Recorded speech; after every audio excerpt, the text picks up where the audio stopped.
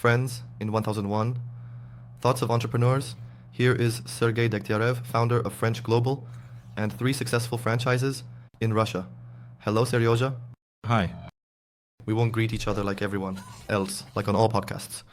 We just saw each other now when the camera was turned on. Yes. We were sitting with blindfolds on. Seryoja, in this half year, we had 3 people in franchising on the podcast before you. And these episodes are coming out one after another. It's like a whole series about franchising, very comprehensive. You could make a film out of it later, and everyone has their own opinion, their own vision of franchising. But I must admit, honestly, I've been observing you for like 5 years or even more. I first got to know you in franchising through BM, I think, and you are probably the most established and market-anchored expert. And we'll probably talk about that today. So tell me, what are you currently working on? Because I know that you exited several companies that you built, which even made it into Forbes. So tell me, specifically now, what business do you have and what brings you income? I have a management company, French Global, which helps in creating franchises and developing franchises. We are engaged in franchise sales in a brokerage format. That's the main business. There's also a business in the logistics sector, which is not small either. This year, we achieved a turnover of 2.5 billion. That's what I'm involved in. Cool. And why did you decide to exit the company? I mean, did you decide to move to another level, or was it just by chance? It's not exactly by chance. It's just that there's a stage in the company's development when, firstly, the owners are no longer particularly needed by the company. So you understand that the company's capitalization is good and you can exit for a good amount of money. I mean, so you made a cash exit, right? You cashed out? I see. Franchising in Russia became popular in the 2010s, around 2014.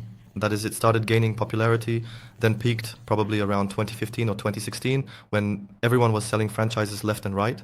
So tell me, how did you come to this? And why did you choose? I mean, most of your life is already all tied to franchising. Why did you choose to engage in this business direction? Look, well, first of all, about the peak.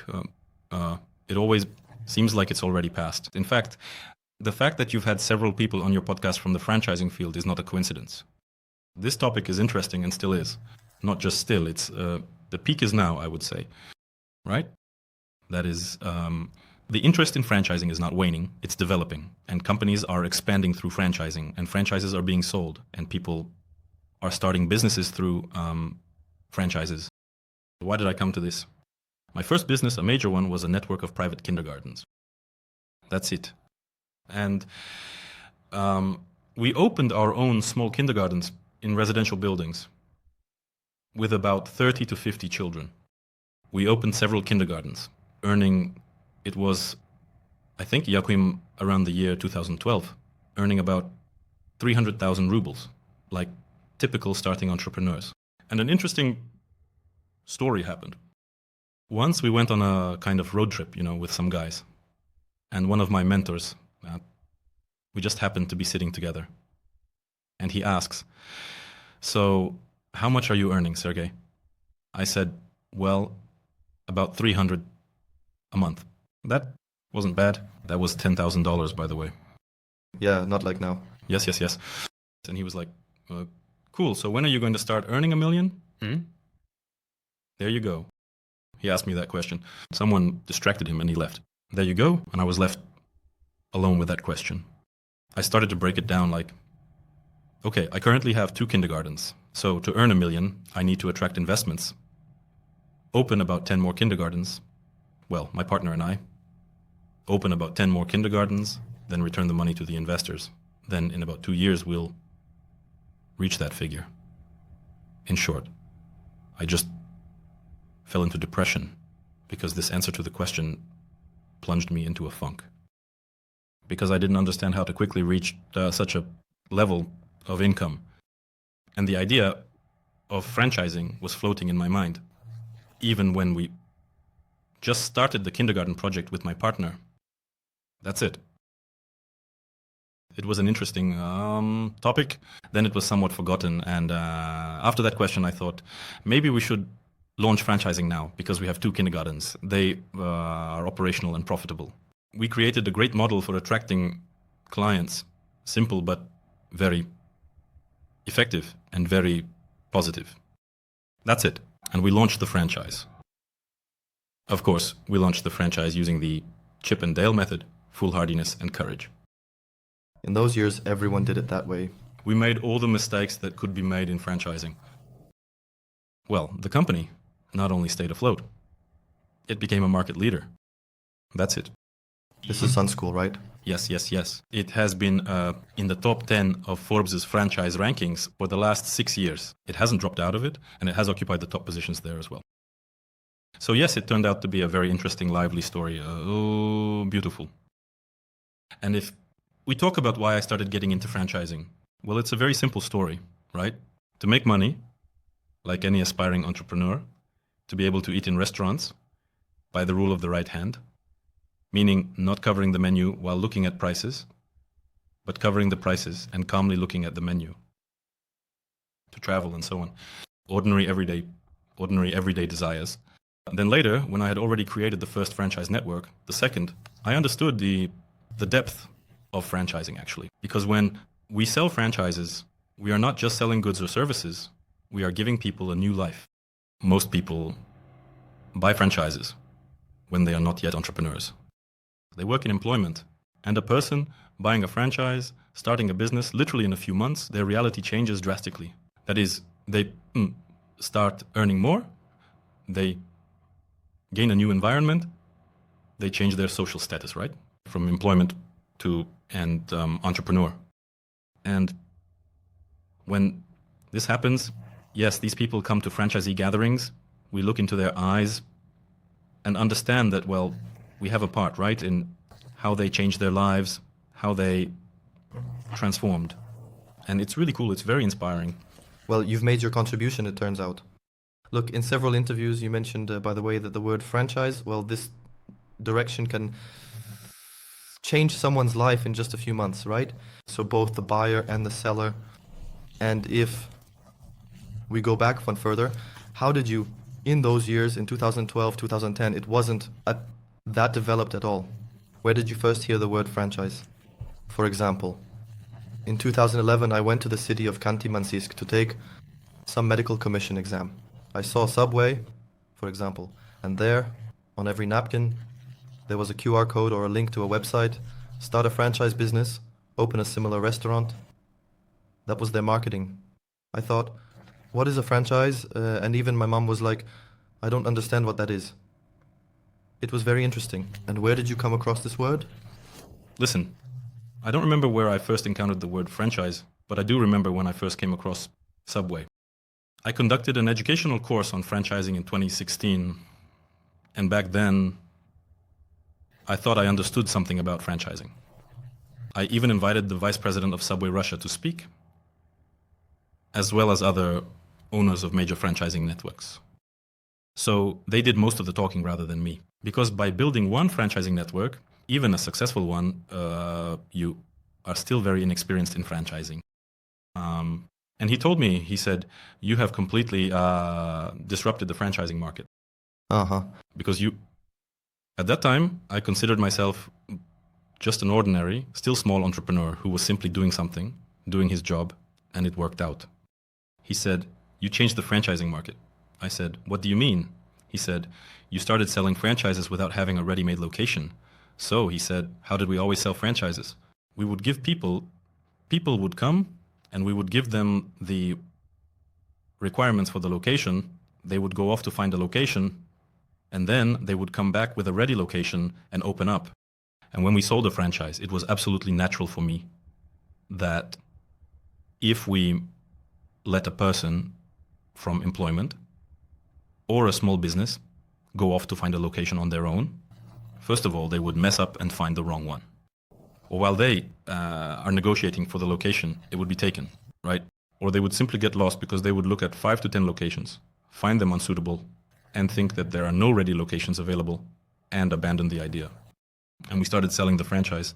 Basically, first you sign the contract, pay the franchise fee, and then we search for the location together. That is, you search, we help you, review, advise, and so on. But in the Russian reality, this is probably even more, how should I say, for a company that sells a franchise. It's safer because, as they say, there are many offers on the market. And if you let the person search on their own, they might say, well, I'll go buy something else. Well, you see, we started to act differently. We probably created the first traffic system for franchising, for franchises in Russia. We made landing pages, created email chains, and developed a good, large lead generation. Then our marketing company, which worked with us, packaged all of this into their cases and gained a lot of clients. Not only in franchising, but in general, because we achieved an incredible result. And this large number of applications that come in, so you see if they are in their city, there are about 1,000 house applications per month. Well, that was back then.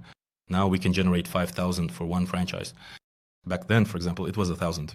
And in one city, there are 10 or 20 people who are considering this as a business opportunity for themselves.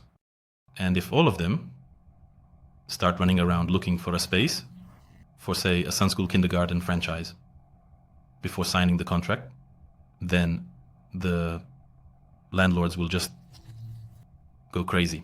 So they haven't committed yet, right?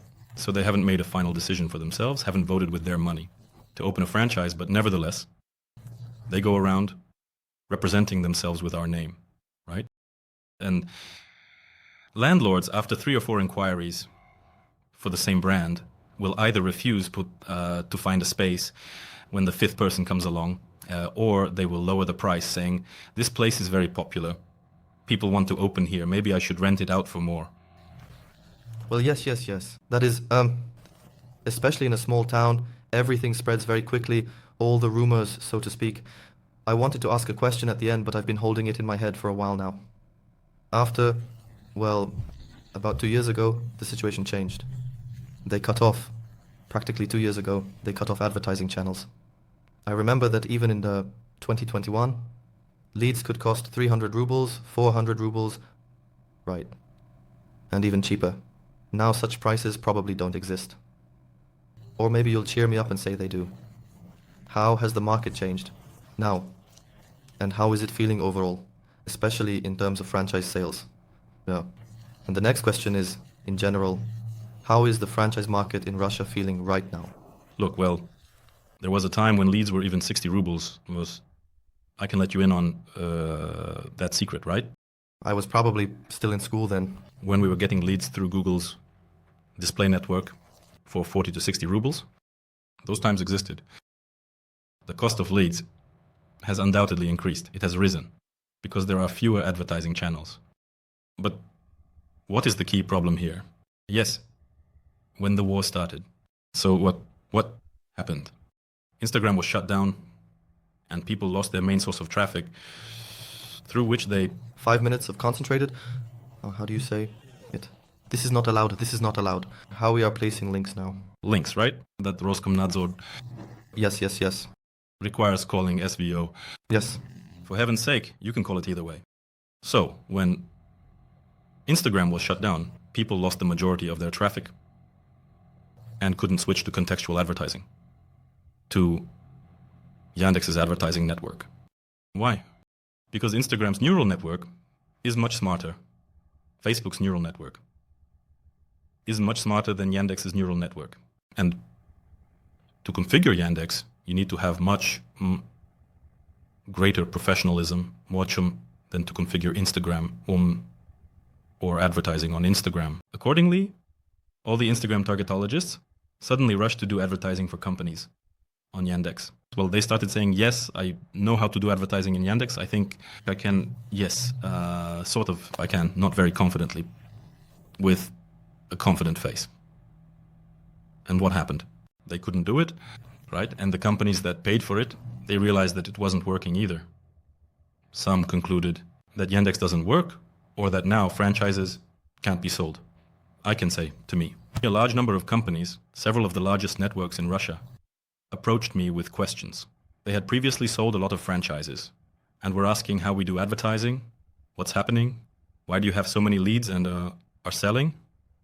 Because we were just launching a new project in January 2022 in the field of logistics and franchise sales. And in February, we fully set up all the advertising campaigns, started tests and so on.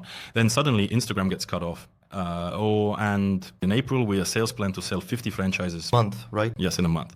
And we quickly regrouped. That is, our marketing magic laboratory did its job. We regrouped, started generating 3,000 to 5,000 leads per month from Yandex, and basically until everything started to work out. And how is the franchise market doing overall? As usual, it's doing fine, growing and developing. Here it might seem like I'm being deceitful. How is that possible? How can it be doing well and developing if such things are happening in the country? But most people don't care. What should be happening? They don't notice it. That is, for them, the decision to start a franchise business is to be made now. It's as if they don't notice what's happening. And accordingly, this is the overwhelming majority of leads. So there are hardly any objections related to current events. Very few. So when talking about such a volume, 5,000 leads, it's clear that there are people who are concerned and there are people who don't care at all, right? There are people who are concerned, but they are a very small number. Right now I had two more questions. And you mentioned selling 50 franchises a month. Many companies don't sell that many in 5 years. So what's the secret? Because we have many people watching who have created franchises and are selling them, but some sell 3 a month, others 5. But if you sell 5, you're already a mega record holder, so to speak. Some sell 1 franchise per quarter, and some have packaged it and don't sell at all. So what's the secret? What needs to be done to sell 50 franchises a month? Well, this is my somewhat self-interested question. The answer to this question, probably lies in what differentiates companies with $1 billion revenue from those with 1 billion rubles, right? What differentiates companies with 1,000 R from those with 100 million in revenue, right? 100 million. What about 10 million? It's simply a different level of professionalism, a different level of the team working on it. We sold more than 100 franchises a month. Our record was 129 franchises of a single franchise. So not... With what franchise fee? Not large, yes. 400,000 franchise fee. But we sold for more than 50 million rubles a month. And we also sold a franchise with a franchise fee of 3 million for more than 50 million a month of our own.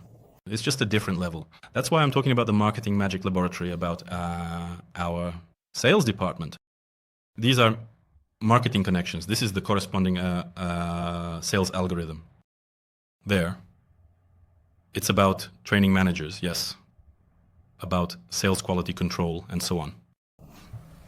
Now many people involved in franchising suddenly want to visit you for a tour. Do you have an office or did you build everything remotely? Since 2018, I started building all management companies, creating remotely distributed teams, long before COVID.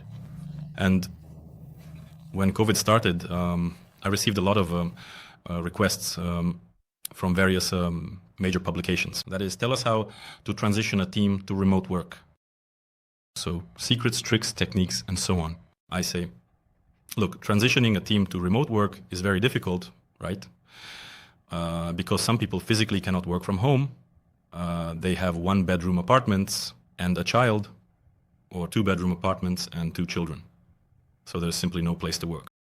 And some people who joined the company can theoretically, physically work from home. But they can't work from home purely mentally because they are used to the office. They need colleagues around them, naturally, and a boss walking by who... Peeks monitors. Yes, peeks into the monitors. And at home, they will just sit on V-Contactor and play Solitaire or Dota or something else. So there are people for whom the value of the office, the value of work, lies in the value of the office, right? Because for them, they come to work, they interact with colleagues, and they form a certain circle friends and acquaintances within this team. They go to the smoking areas there, they go to the bar after work or do something else. So for them, this kind of socialization works, including as a form of socialization.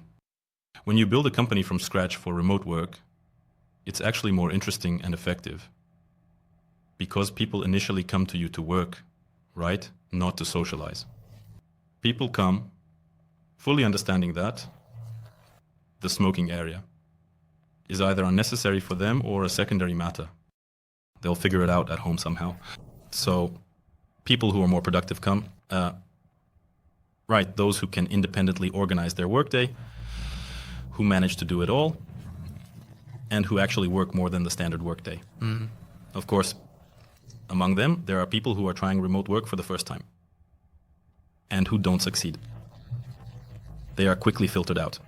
Why? Because as a manager, you don't have the illusion that an employee is sitting with a very tense face in front of the monitor and supposedly working.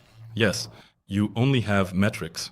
You have completed and uncompleted tasks, and you understand whether the person is delivering results daily or weekly. So, in summary, you're saying that it's easier to assemble a new remote team than to transition everyone. Exactly. I see. Interesting. By the way, Sergey, you know what I noticed? I prepared for the interview as much as I could. You don't have that many podcasts, by the way. I recommend you to participate more. So, guys, invite Sergey.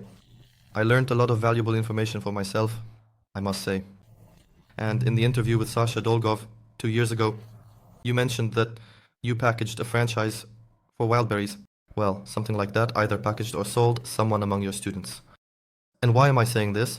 You have a knack for trends because you started remote work in 2017, about 2 years, before remote work officially became a thing, right? That is the official introduced remote work. You mentioned Wildberries about 2 or 3 years ago, roughly, and now I see that this year the market is really booming and everyone has started selling franchises on Wildberries and so many structures even. I mean, I just look and analyze who is selling what. Yes, out of interest. Who is getting creative with what. And we will help you open a store and we will sell you a ready-made one, guide you, teach you.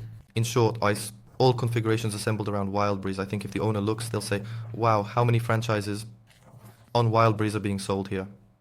There you go. That's cool. How do you sense trends? I think now I'll ask you. I want to pose a tricky question at the end. What will be popular now? How do you keep up with the times? You even look ahead at these trends. How do you manage that? Look, if we're talking about trends, I wouldn't recommend going into that story. Yes, because you can endlessly search for trends and try to catch them.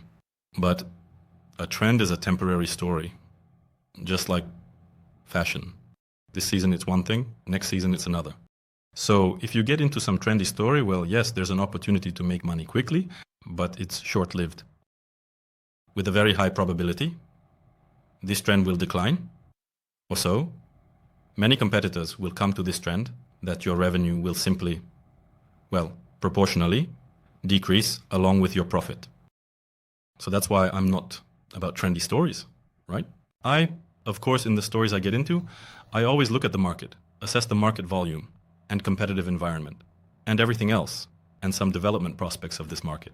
But I always look long-term, meaning at least 5 to 10 years ahead. What will happen to this market, right? So trends are not... So for you, a trend equals hype, speaking? Yes, for me, a trend equals hype. That's a fact. With the same Wildberries franchise. You see, the guy started selling them. They became popular, they took off. Now there are so many Wildberries franchises that it's mind-boggling. And as for the quality of these franchises, for the most part, yes, there are good, solid ones, but mostly, of course, it's a so-so story. So the Wildberries franchise. There are such non-obvious franchises. So a person just formalizes it under the word franchise, but in reality it's some kind of logic, some kind of business model, roughly speaking, right? Or, a franchise is probably a bit different. It's just that for a Russian person, it's easier to understand it as a franchise. So, How can you sell a franchise on Wildberries? It's not a franchise, it's just consulting. It's more like some kind of training. A franchise overlaps with training, right? Because when you sell a franchise, what are you selling? You are selling a business model and a logo or trademark, right? If it is accordingly already registered. The trademark on franchises that are just starting out is unknown to anyone. It's just like some cool looking logo or a cool name. Yes, accordingly, the main thing that is transferred is the business model. That is, how to make money with this business, how to earn faster, how to quickly reach operational profit, how to start earning, and reach planned targets faster, right? How, accordingly, to run this business, how to provide services or supply goods with quality, right? To provide some kind of service. Therefore, there is training. Yes, that teaches you without any further support, right? And there is no deep introduction according to a calendar plan at the beginning, at the start of this business. So a franchise is just a deeper story. Yes, that is, if you compare some training in the field of beauty salons, right? And in the beauty industry, yes, and training, well, there aren't specifically many beauty salons, right? So beauty is a broader kind of story. So with beauty franchises, right? That is, beauty franchises simply offer you more than just training. By the way, I still have a question stuck in my head, which I feel we haven't fully addressed. About the 50 franchises, I think this will be the highlight of this podcast. Well, actually, you can talk about it, approaching it from different angles, but actually, here I am sitting, for example, I'm from Kirov, right? And we have entrepreneurs there, and it's clear that everyone wants now, everyone is trying. I have a shawarma place. Let's not talk about shawarma. I have, for example, some auto parts store or something else there. Or I have a nail salon. It doesn't matter. I am an entrepreneur. And now I'm watching your podcast, our podcast, and Sergei Dektyarev says 50 franchises a month. The person is just bleeding from the ears. He says it's impossible, because he sees how his friends sell, some acquaintances, because the concept of a franchise somehow got to him, yes, so to speak. So I want to sell 50 franchises today. I have a business there. It's conditionally profitable. Yes, conditionally, but it is profitable, yes. That is, I have several locations. So how do I take and sell 50 franchises next month? What should I do? Well, that's a fantasy. Yes, that is, it doesn't happen. That you can just take without any expertise in a specific niche and sell 50 franchises next month. Well, first of all, not all franchises can be sold in quantities of 50 or 100, and not all need to be. Yes, that is, for some franchises, you need to start sales with a few franchises per month and gradually increase. But selling 10 to 20 franchises a month is possible for the vast majority of businesses. And this isn't some kind of record-breaking achievement. These aren't super records. There are companies that do even more per month. In order to get into franchising and start selling a good franchise product, first of all, you need to create this product. Because usually they make not a product, but packaging. Yes, so there's something operational. Yes, someone has an auto repair shop, and they package the auto repair shop instead of creating a truly good, strong franchise product. And for this, it's necessary to work on the business model of the current auto repair shop, on business models in different regions, yes, to review and think them through. And most importantly, how to do this, how to transfer this business model to the franchisee, help implement it effectively, and make money from it. Well, that is, most franchises don't sell for two reasons. The first is the packaging of the product location. Yes. The second is mediocre sales. When they just hire some sales manager, advertising contractors, and start traffic. And then, of course, this can't result in anything but a few individual sales. Exactly. Because contractors who don't have such global results in the franchising will either generate little traffic or little expensive traffic, or at best, little cheap traffic. Your salespeople, accordingly, without understanding the relevant sales algorithms, can also only make a few individual sales. So the secret here is simple, as if it essentially doesn't exist. That is to sell many franchises. You need a lot of leads. To have a lot of leads, you need a large audience. Yes, that is to create many audiences, make the right targeted messages for each of these audiences. And accordingly, allocate the budget there, constantly adjusting everything. The same goes for sales. Well, sales are more complicated in franchising, of course, because a franchise is usually sold as a product or service. That is, people who previously sold some services or products are now coming to sell franchises, and they try to sell a franchise in the same way. But this is quality attributes described, right? This is fundamentally wrong because a franchise is not a product or a service. A franchise is a partnership. Yes, and as I mentioned, we give a new life to a person. It's much more complicated than selling products and services. Yes, because first of all, there is a deal cycle. There is a franchise sales deal cycle, which can be 3 weeks, maybe 4 weeks. In some franchises, it can be 1.5 to 2 months. And in some very expensive projects, even longer. And what usually happens during this time? How does a classic company sell franchises? That is, first of all, the entry is made from the wrong positions, right? That is, when a manager calls back on an incoming franchise request, they take on the position of a seller. And on the other side, yes, on the other end of the line, there is a person in the client's position. And either there it's customer contractor, client seller, right? And what happens? So the question arises, well, come on, prove to me why I should buy your franchise.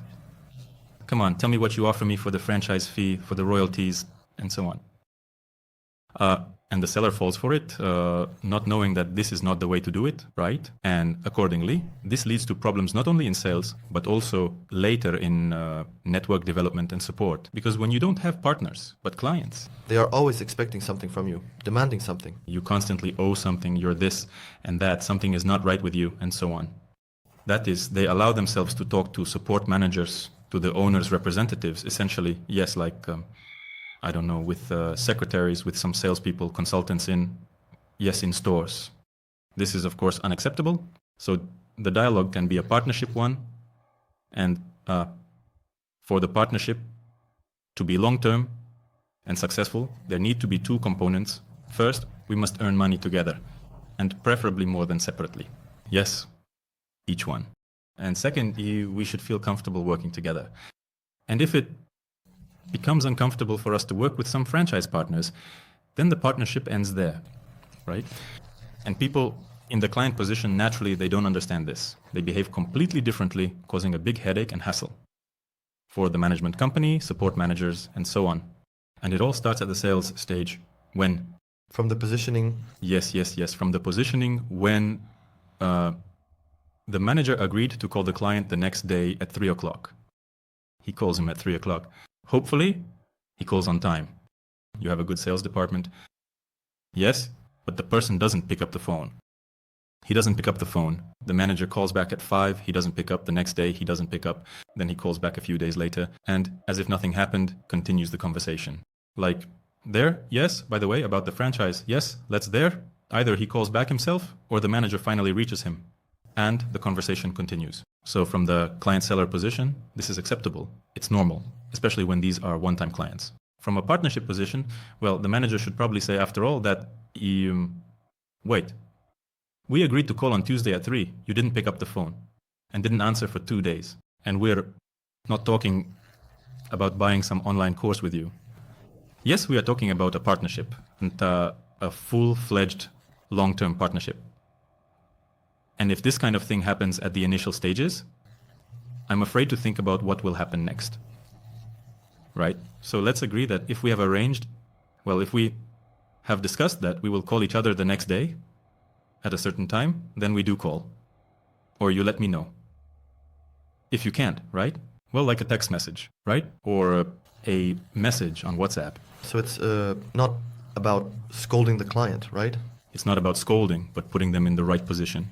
Yes, in the position of a partner. Well, I'm exaggerating now, yes, how the dialogue should happen, but it should be in this vein. That is, first you need to go back, align the positions, right? Kind of make the person understand where they have come, what's happening now, right? What type of conversation is this? So we are negotiating a potential partnership, the opening of a business, not the purchase of some service. So, a manager who sells a franchise should not only have communication skills, sales skills, but also understand psychology, right? These tones of the client, like conditionally. Well, they don't need to be a psychologist, but there are certain rules on how to behave. Then, what else happens? The manager dumps all the information on the client during the first call. Well, maybe they add something during the second call. And then what happens? Then the client goes off to think. The client, the potential partner. Client or partner, we'll see at the end. Yes, we'll see later, what they turn into. He goes off to think, and the manager just calls him periodically and asks, so how are things? Have you decided? Have you decided to buy the franchise? How's your mood? And so on. For any reason, they already find some excuses to... A very stupid event happens next. So when we call, and this happens not only in franchising, by the way, but in many sales with a long deal cycle. When this deal cycle is not instant, not 1, 2, 3 days, but long. Because the person here needs... why is the cycle 3 to 4 weeks? Right, on average. Because firstly, the person they generally need to make a decision to quit their job, or possibly take out a loan partially, yes, to open this business, trust you, and essentially jump off a cliff into complete uncertainty with you. And of course, this takes time. They need to explain it to themselves. They need to consult with their spouse. This person, maybe talk it over with friends, look up information on the internet, live with this for a while, yes, and then make a decision. That is, when a franchise is sold on emotions in 1 or 2 days, it's usually a hassle, and there's a high likelihood of a return. The exception only proves the rule. So when such things happen, like when someone buys in 1 or 2 days, we always make additional calls and ask questions. Got it? Yes. So are you really sure about what you've gotten yourself into? That is, the support manager is always aware that additional explanatory work needs to be done with this person. Where did he actually come? What's happening, right?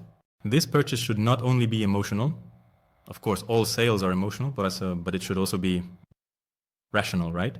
So that later the person doesn't change their mind on the same emotions and say in a month, please return my money, I rushed into this. Or in a week, right, such a thing doesn't happen.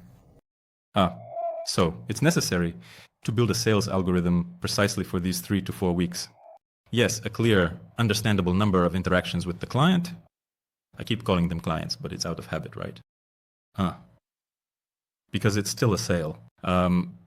Accordingly, a clear and understandable number of interactions. You sell a lot of franchises. I agree. So guide the person along this path.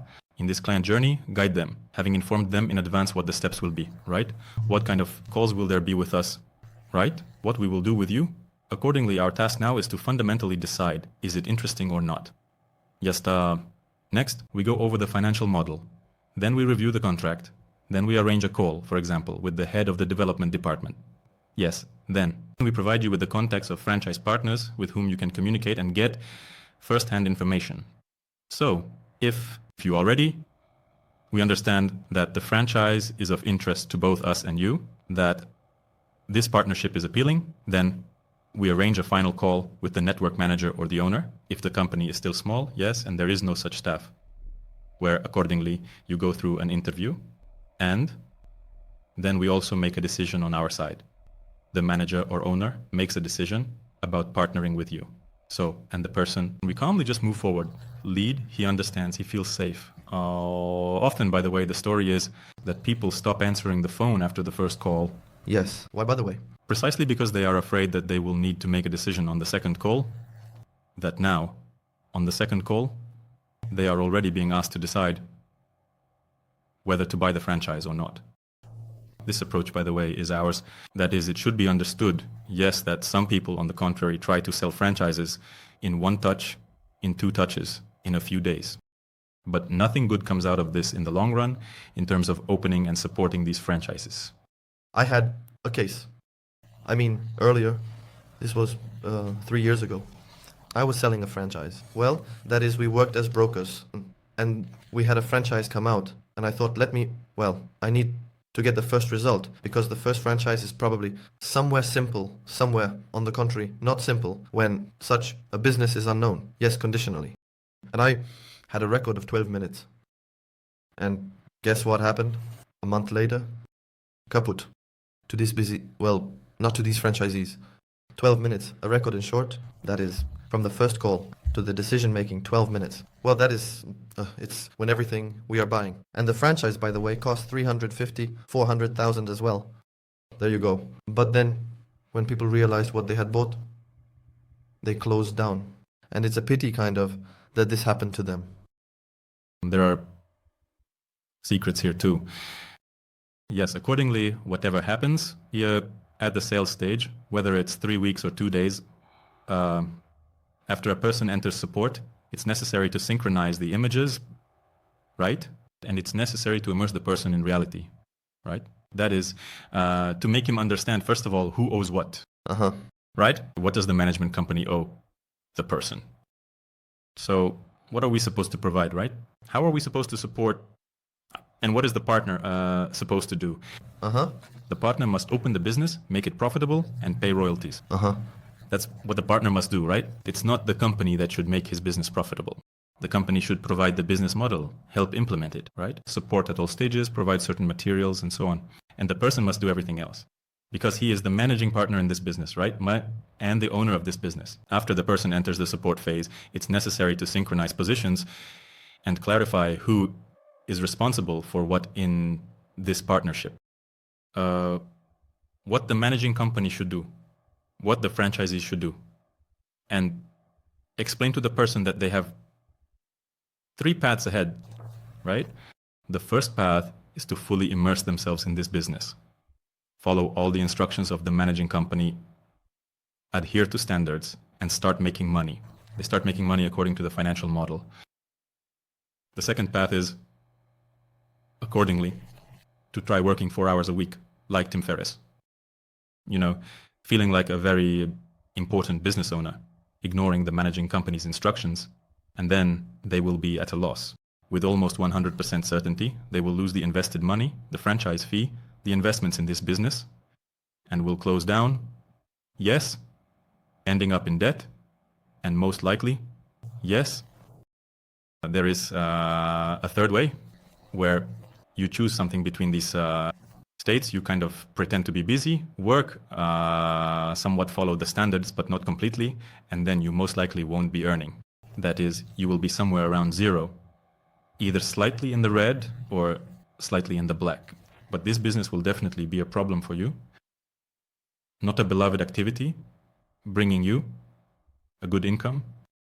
Because people who enter business especially, or those for whom it's their first business, don't understand this. They don't understand who is responsible for the business, right? That is, they try to shift it onto someone else. They often buy a franchise to share this responsibility with someone, right? Exactly. And they often don't understand that business is not about being an owner and partying in Bali, right? With a cocktail. You can afford that when you've built your business, when you've delegated most of the operations. That's possible, right? But not at the start, definitely not in the first year, especially not in the first months of the business. We had an entire segment on how to launch a successful franchise, how to sell it, so to speak, right? So, as I understand it, besides the external visual packaging, the core of franchising is the processes. If your business doesn't work or operates haphazardly, it's unlikely to become a franchise, right? Because everything will be all over the place. And the franchisees won't adopt these processes because they don't exist. Well, usually there are no processes. In a business that launches a franchise, there are usually no processes at all. Don't exist. There are no processes, no standards, and so on. And that's also accordingly a problem. Yes, that's the difference between packaging and creating a product, right? Because when they just package something, Some contractors, packagers write into a book. Yes, they write some kind of book based on, well, other franchises. They just rewrite the company name, slightly adjust the processes, and hand it to the franchisee. And somehow he is supposed to open a business with this book. So, accordingly, when we answering the question, I'm often asked if my business is ready for franchising. No business is usually ready for franchising. Right now, that's normal. Yes, the second question, when... Sergey is expanding his funnel? On the contrary, yes, narrowing it. On the other hand, when can a franchise be launched?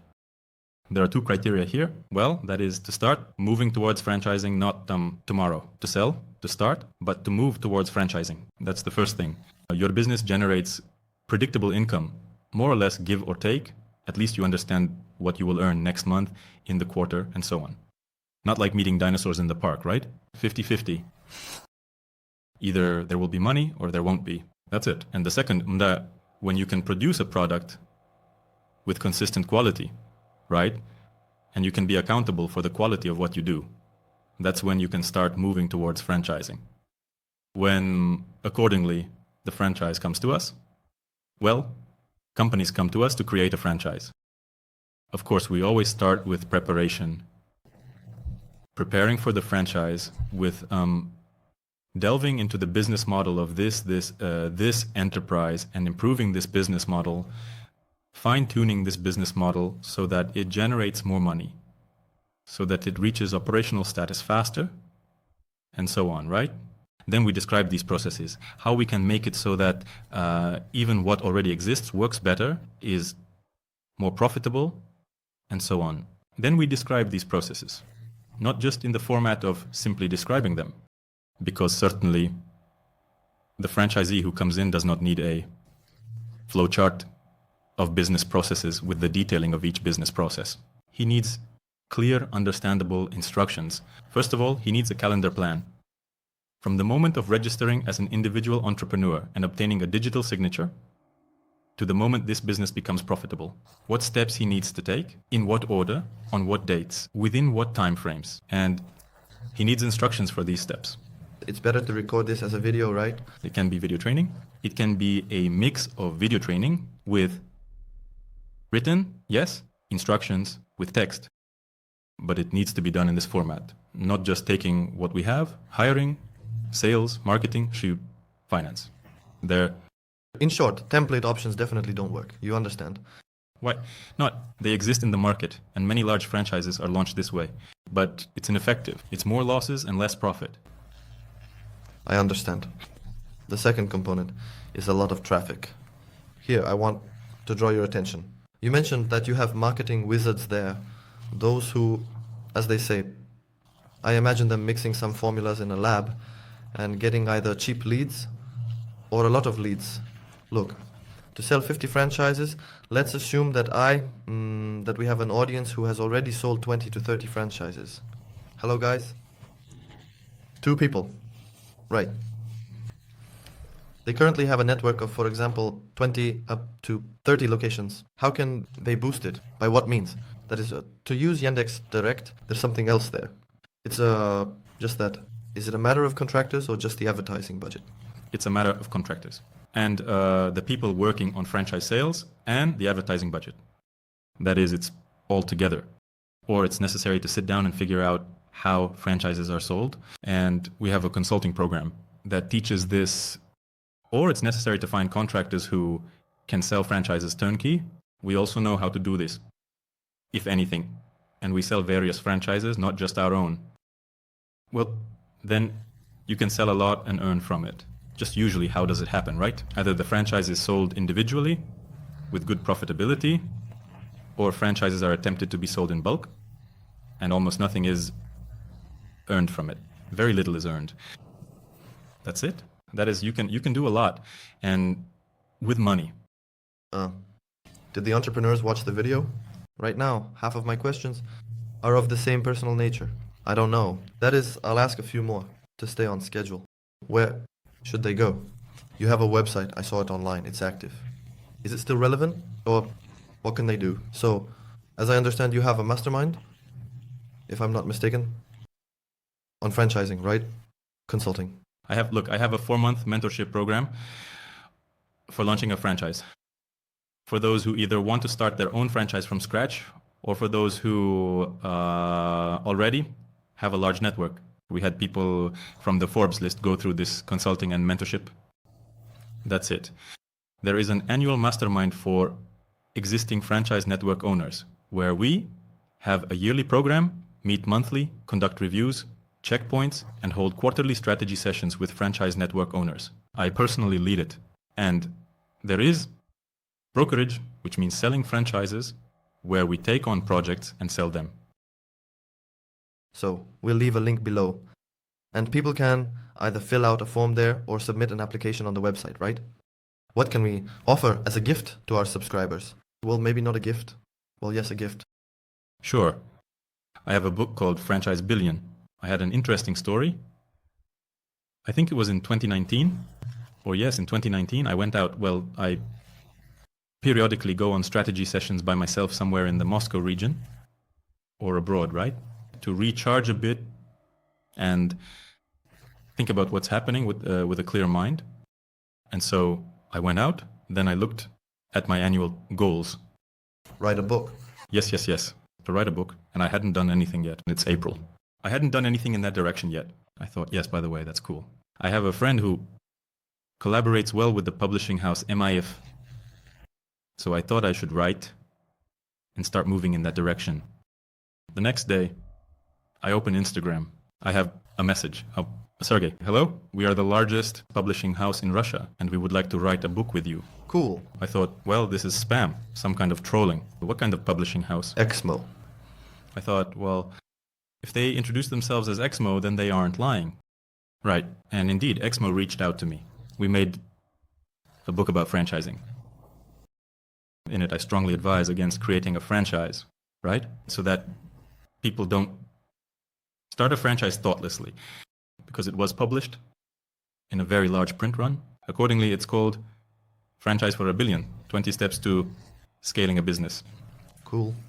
I hope tomorrow we'll have a mastermind session here as well. I hope maybe you can bring me a copy of the book, if possible. I would love to read it. Yesterday, Sasha Dolgov finished reading a book. There's too much Sasha Dolgov here. He didn't pay us.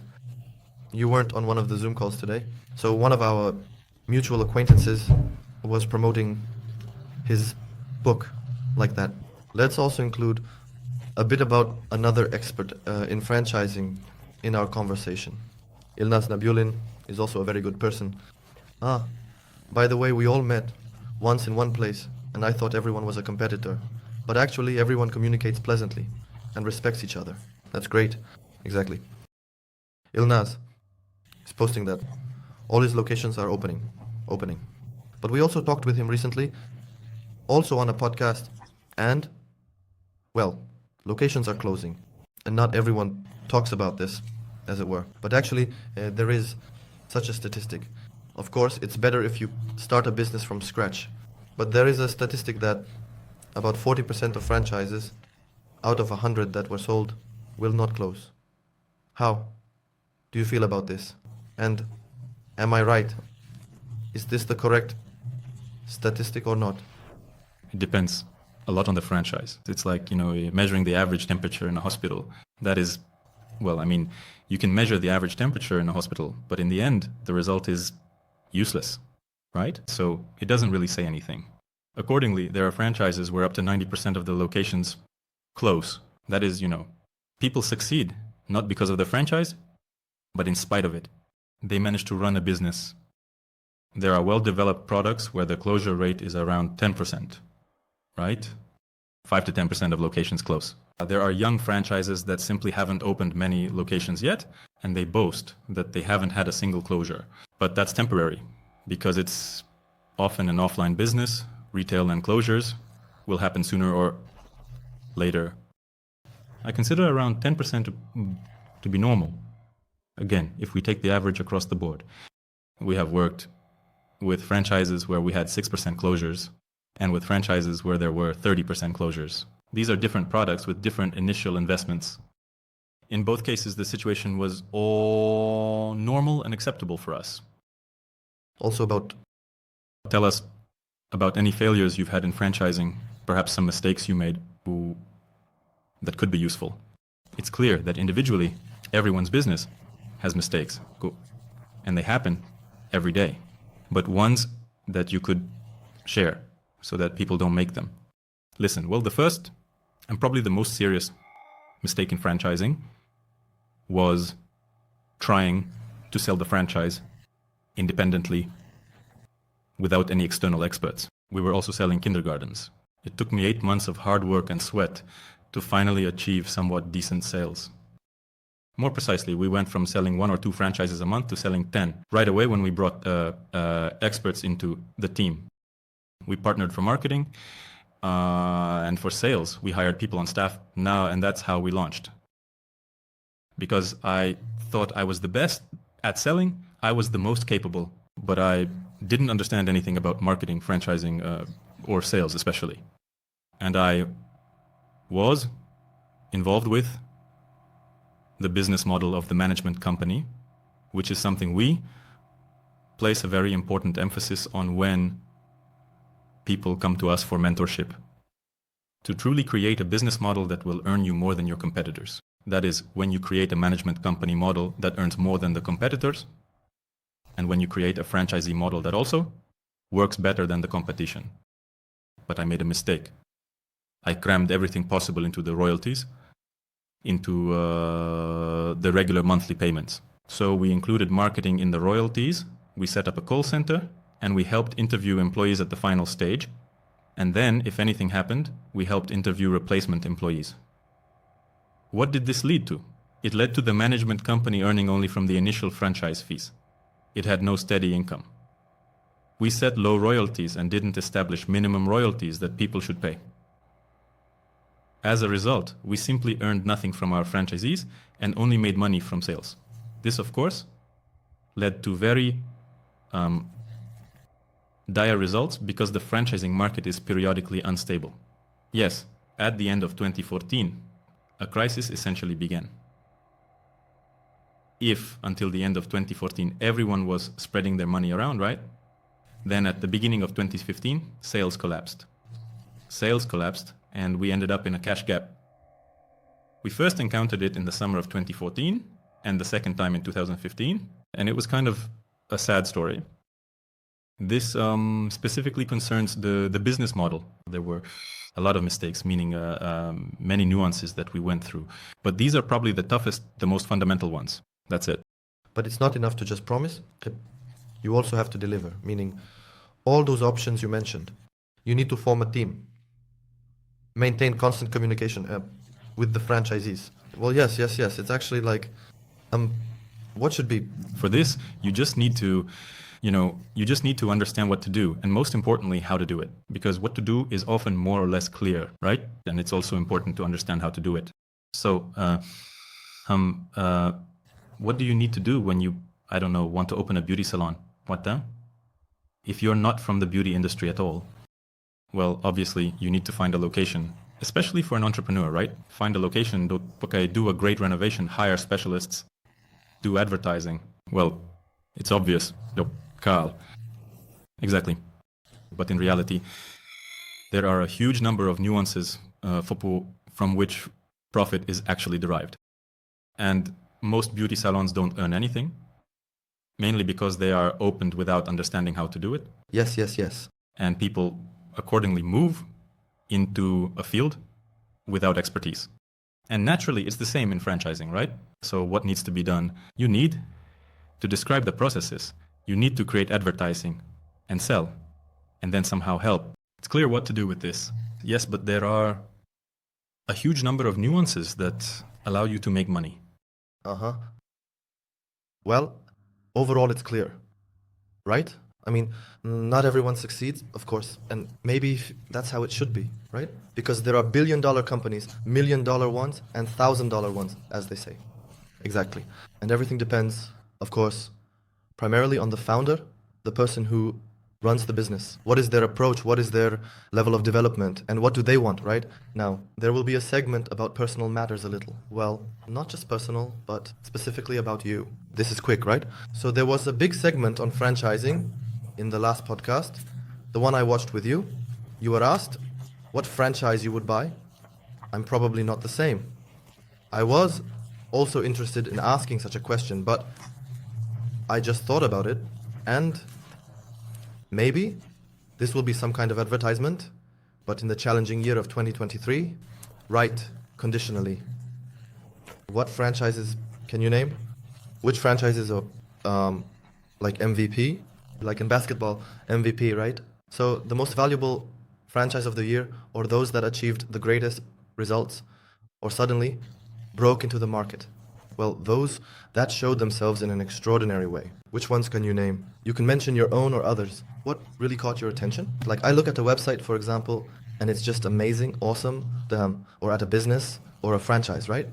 It really blew up. Do you have any such examples this year? Look, I've said many times, well, first of all, MVP is not a managerially capable product. No, no, no. No, there is in basketball. There they are. Is there such a thing there too? Ah, okay. I don't know what business is. All right.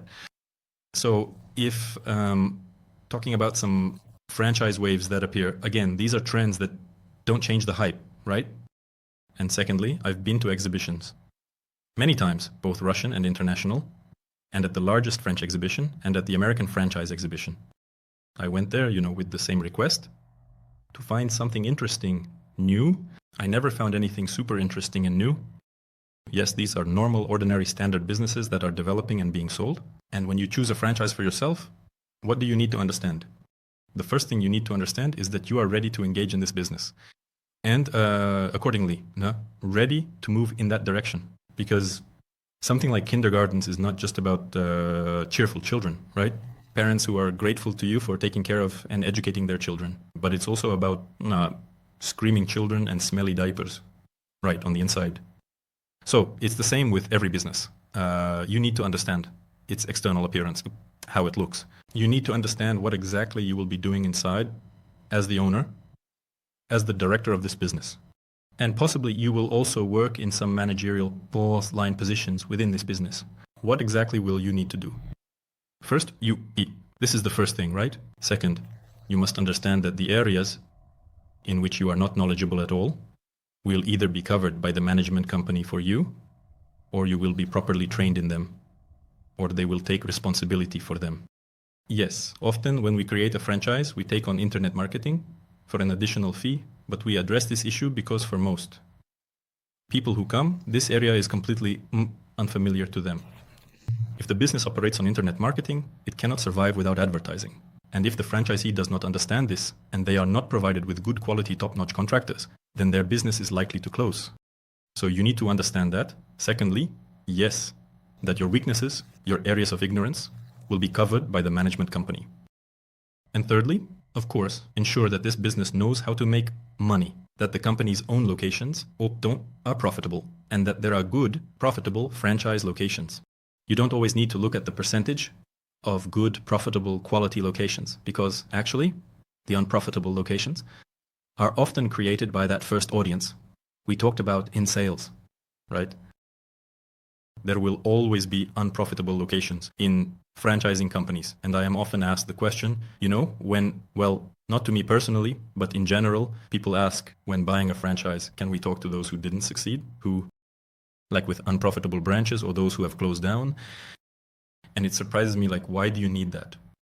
Do you need someone to tell you how to close this business? Or do you actually want to talk to successful cases, right?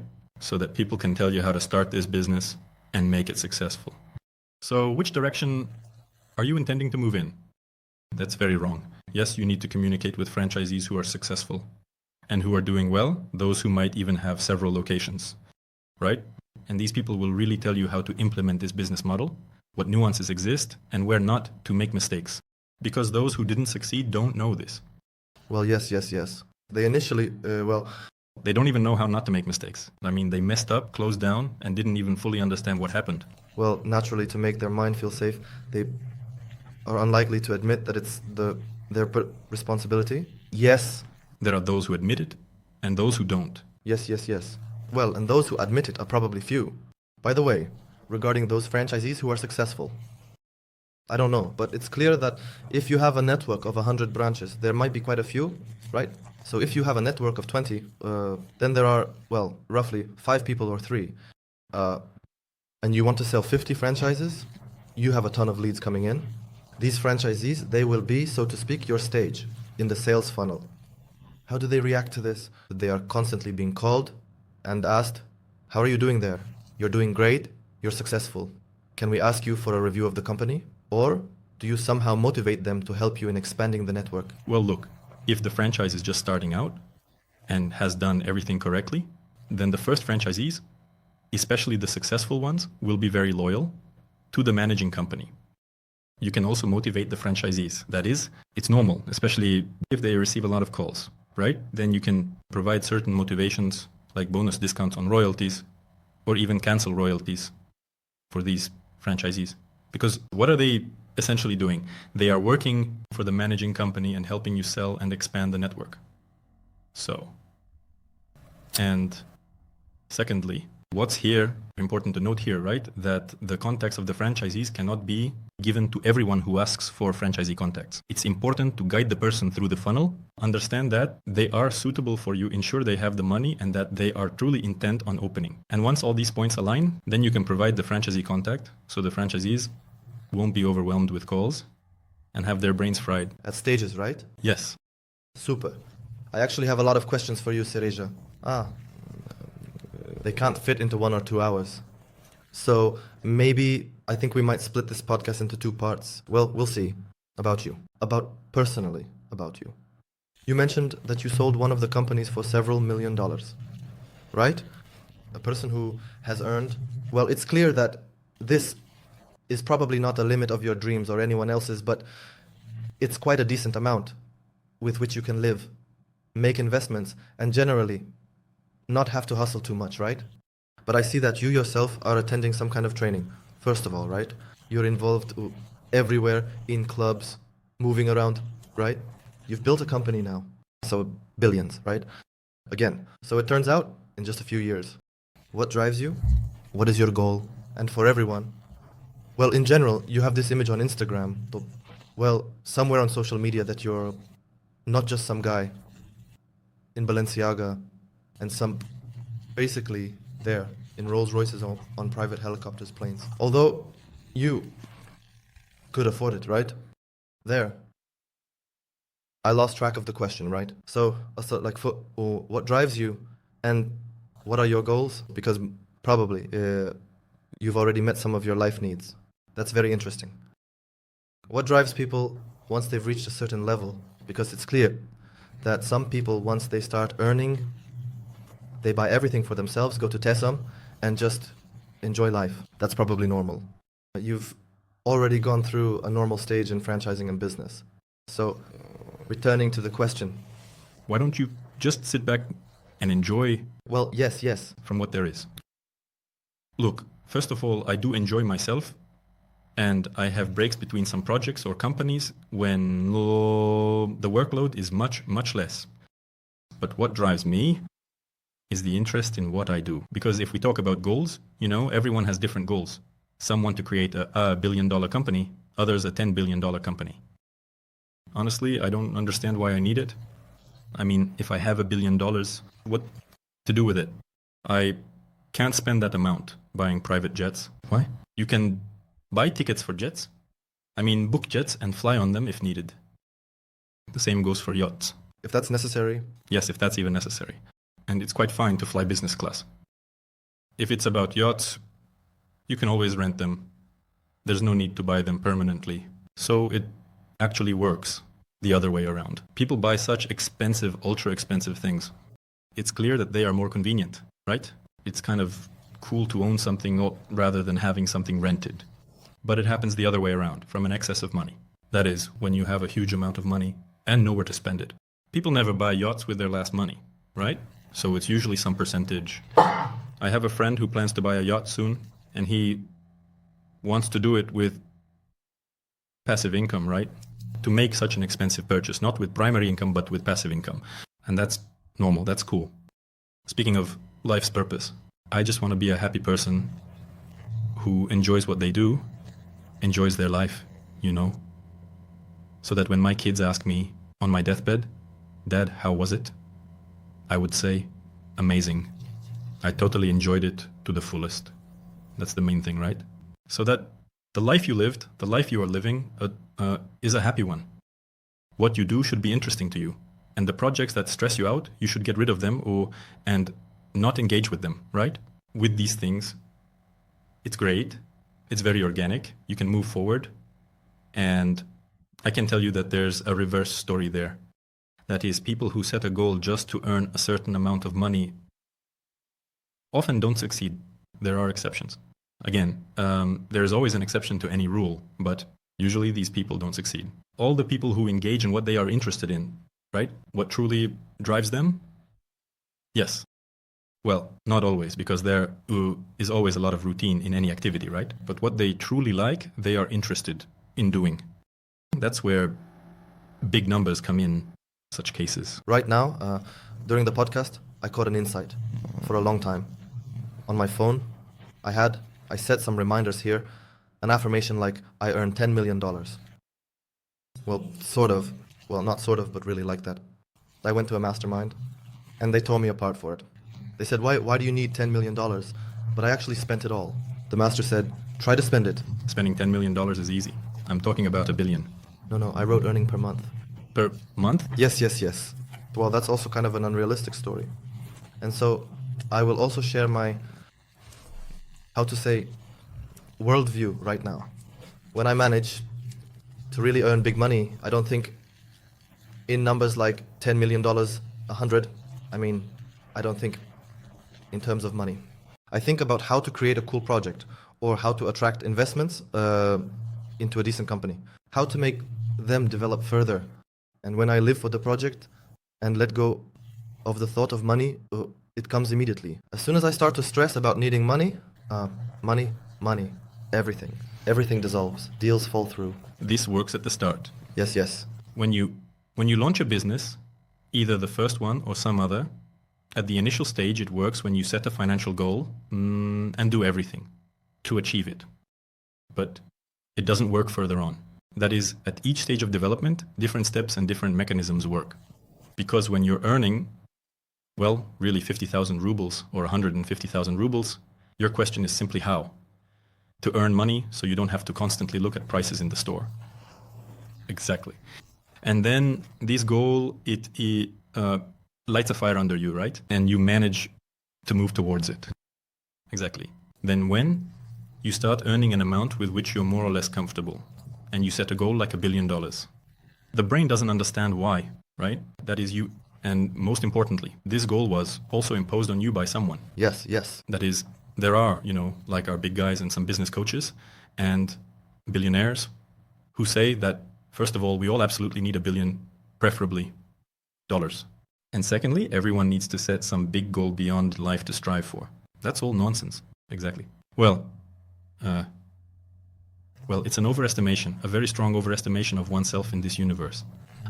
If, I don't know, God, take idols, if Jobs hadn't invented the iPhone, hadn't made the iPhone, right? What would have happened? There would have been some other iPhone in a few years, inevitably. If Musk hadn't made Tesla, there would have been other cars, maybe in a few years. These people, on one hand, yes, they changed the world, but on the other hand, the world would have changed without them in most cases. Well, in most cases. There are, of course, exceptions. Again, that's it. And you shouldn't overestimate yourself either, right? Live the life you want, move towards your dreams, and so on. But you don't have to listen to everyone around you saying you must have a life mission and definitely accomplish it. Some people need it, and you understand that this mission is inherently embedded in a person, and they move towards it accordingly. But there are people who want to definitely find their mission, find their purpose, and so on. Take a breath. Dude, take a breath. Take a breath. Yes. Move forward. Do the best you can in the current circumstances. Whatever will be, will be. That's cool, by the way.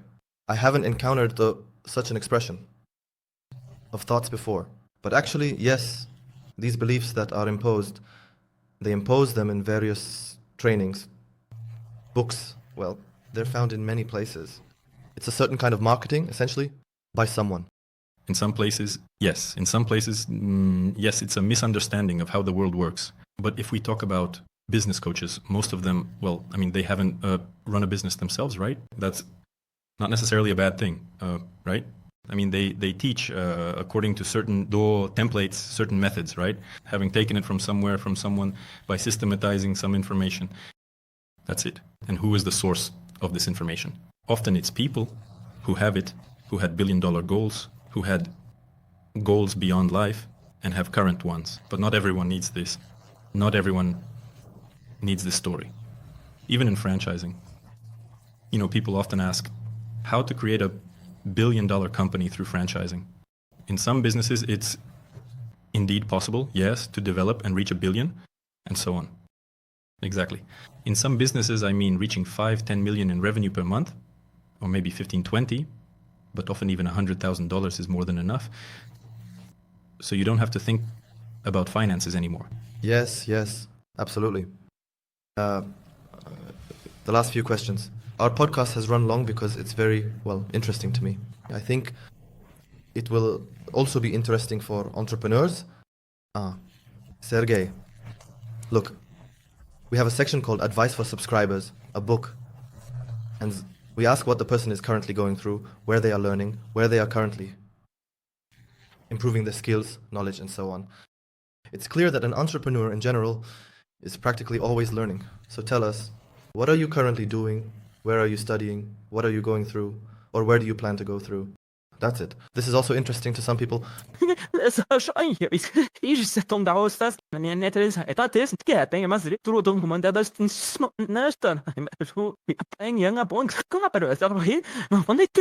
There, we attracted investments, I found, and went to a mastermind on investments there. Why? Because I understand that I didn't have a lot of expertise in this area in my life. There is a person who does have it. We don't mention this person by name. Are we talking about one person?